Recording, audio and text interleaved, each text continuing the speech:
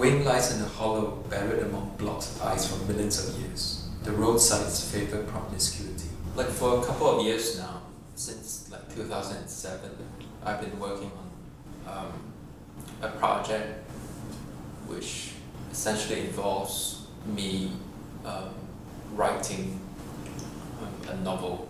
And of course, because I'm not trained in literature, so what started off as an art project has now evolved, I think, into pretty much what we would understand of as writing a novel. One of the novels that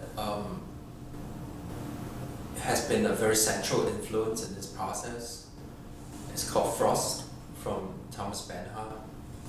It's written in 1963 and has only been recently translated into English from Austrian German. And just imagine time out guidebooks on one end and just do a very quick pan to the right, and then that's where you'll find Frost on the complete opposite end of the spectrum, but essentially retaining all the qualities of a guidebook, sort of explaining a certain site and introducing it in detail, and also somehow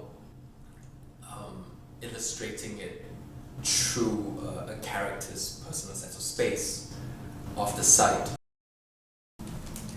Evening falls very abruptly here, as if with a clap of thunder, as if a giant iron curtain suddenly cut the world in half. Anyway, night falls between one step and the next. The sour colors are dread. Everything is dread. No transition, no twilight. The fume wind sees to it that the temperature doesn't drop. An atmosphere that causes the heart to tighten, if not stop altogether. The hospitals know all this about the air current.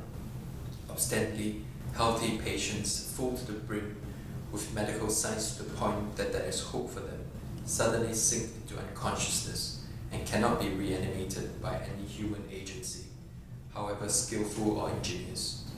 A climate that engenders embolisms, bizarre cloud formations somewhere far away, dogs chasing pointlessly through lanes and farmyards, sometimes attacking people, rivers stinking of corruption along all their length.